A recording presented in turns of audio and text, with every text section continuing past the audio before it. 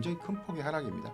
현대차의 경우에는 사실 최근에는 또 40만 원대를 좀 이탈을 했던 파업리스크인데 파업리스크 때문에 사실 이렇게 빠졌다라고 좀 보기에는 다만 전반적인 수급 기조가 그러니까 이거를 조금 더 염두하는 시각이 뭐냐면 아무래도 이전 파업리스크와는 좀 다른 결인 거죠. 로봇을 투여했을 때 이 부분에 대해서 전 개인적으로 30%에 대한 영업이익률을 고착화해서 성과급을 좀 줘야 된다. 추세 전환의 가장 중요한 포인트가 좀 될 것 같아요.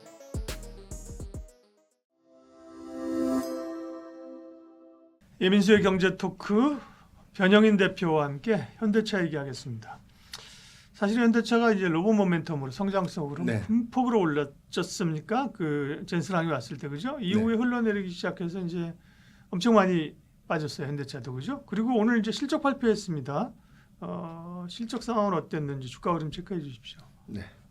현대차가 주가 괴리를 보면 굉장히 큰 폭으로 하락을 했거든요. 6월달 기점에서 보면 코스피가 한 22.6% 정도 하회를 했는데 일단 동사의 경우에는 45.4% 정도 그러니까 어제 종가 기준에서 45.4% 정도가 6월 초부터 7월 말까지에 대한 전체 수익률을 보니까 그 정도가 좀 하락했다. 이건 굉장히 큰 폭의 하락입니다. 그러니까 시가총액이 상대적으로 높은 종목군들의 하락인데 사실 반도체 톱이 오른 것만큼에 대한 일부 상승폭을 좀 되돌리는 게 뭐 어느 정도 우리가 좀 이해는 좀 되고 있는데 현대차의 경우에는 사실 오르기 전 이전 가격의 어떤 구간을 더 하회했을 정도로 최근에는 또 40만 원대를 좀 이탈했던 그런 측면들을 좀 나오면서 아마 이제 보유자분들이 굉장히 좀 힘들었을 구간이 아니었나라고 좀 판단이 좀 되고 있고요.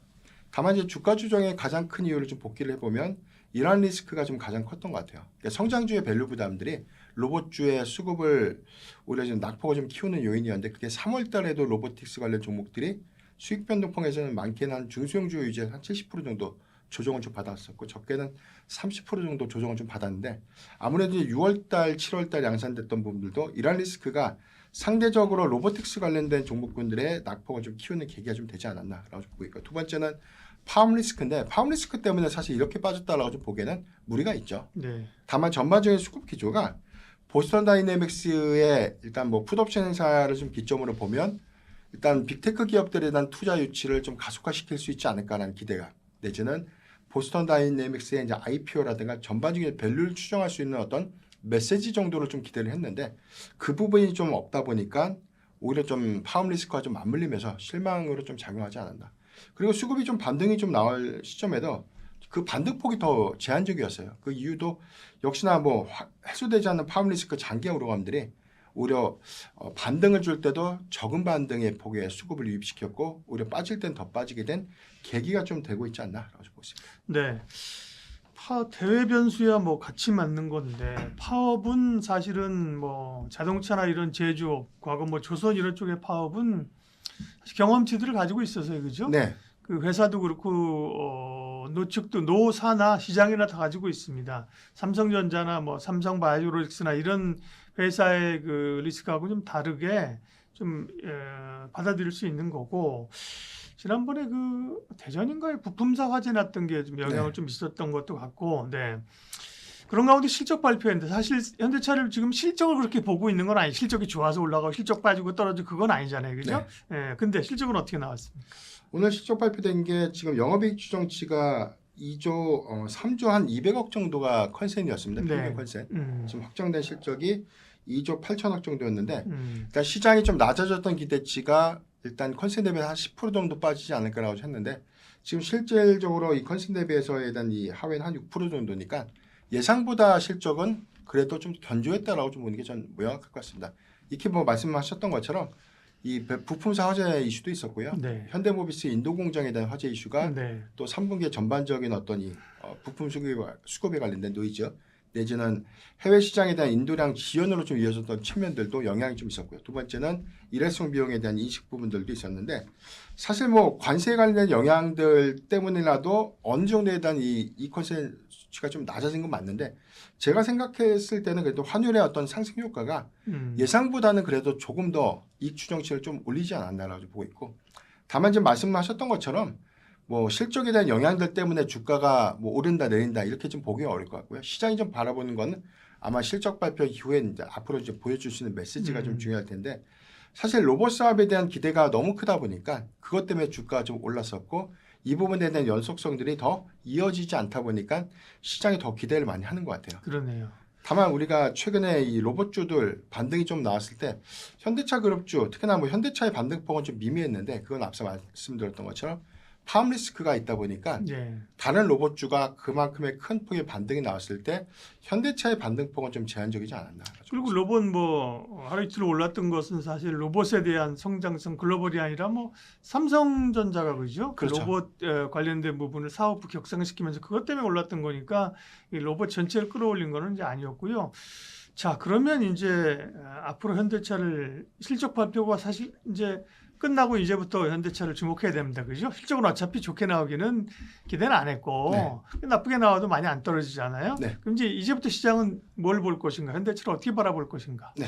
그래서 이제 관건은 이제 실적에 대한 발표가 좀 있었기 때문에 네. 파업 리스크에 대한 회사의 방안. 음, 그러니까 이거를 조금 더 염두하는 시각이 뭐냐면 아무래도 이전 파업 리스크와는 좀 다른 결인 거죠. 예. 지금은 뭐 정년에 대한 보장도 있지만 가장 중요한 게 이제 일자리. 30% 정도의 네. 영업이익률을 예, 성과금으로 어떻게 픽스하는 것. 나누느냐. 그게 첫 번째고 두 번째는 로봇을 투여했을 때 이 부분에 대해서 일단 뭐 주급제, 그러니까 이걸 월급제로 좀 환산해서 이걸 근로자들에게 1급에 대한 또 비용을 좀 보장해주는 네. 그런 부분들이 좀 명문화가 좀 되면 아무래도 전반적인 어떤 이 영업이익 추정치에 대한 변화가 좀 있을 수 있겠고요. 이게 어떻게 사측에서 협의가 좀 되는지 여에 따라서 제가 볼 때는 그 목표 주가도 좀 하회될 수 있는 내지는 투자 의견도 좀 바뀔 수 있는 이슈이기 때문에 이 부분에 대한 민감도를 기관이 조금 더 주목하고 있지 않나라고 보고 있기 때문에 파업 리스크는 단순하게 협상을 잘했다가 아니라 이번에 뭐 삼성처럼 일회성 비용에 대한 반응 효과가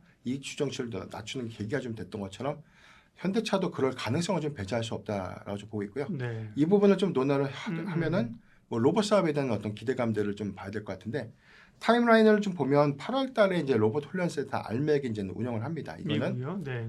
아틀라스 로봇을 이제 훈련하는 데이터를 축적하는 것인데 우리가 이제 데이터를 좀 축적한다. 여기서 나온 데이터가 다 그게 그거지. 이렇게 좀 생각할 수 있죠. 이게 아니라 여기서 축적된 데이터는 로봇의 두뇌 역할을 하고 있는 OS 데이터의 이제 기본 자산이 되는 거죠.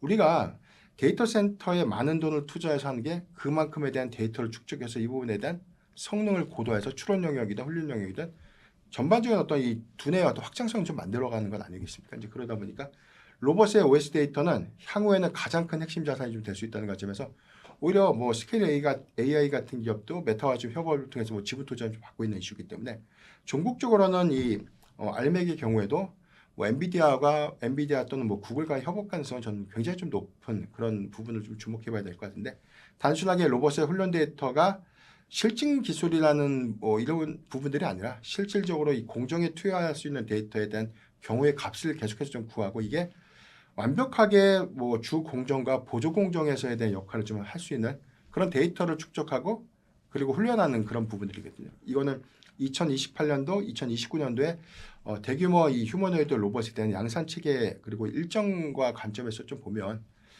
시작점이 굉장히 좀 중요할 것 같고 그리고 이제 알맥 가동 이후부터는 현대차 그룹사 안에서도 이 로보틱스 사업에 대한 재편이 구체화될 것 같습니다. 그래서 뭐 현대모비스라든가 그 이외의 기업들이 어느 거점에서 어떤 부품을 어떤 방식으로 좀 만들 것인가 이런 것들에 대한 체계화된 내용들은 일단 뭐 국내 대기업 중에서는 지금 가장 빠르게 좀 진행을 하고 있는 게 이제 현대차다 보니까 그 부분에 대한 가치 반영들이 수급적인 이점을 좀 반영시키면서 상반기보다 양호한 수급을 좀 이끌 수 있지 않을까라고 보고 있습니다. 네. 지난번에 고점이 78만 원까지 갔었고요. 네. 증권사의 목표는 막 90만 원까지 넘게 나왔었는데 40만 원 밑으로 주가가 이제 빠졌었고요. 지금 40만 원 올라왔습니다. 증권사들도 좋게 보지만 목표치는 조금씩 내리는 그런 상황이더라고요. 현대차는 그러면 투자 판단은 어떻습니까? 네.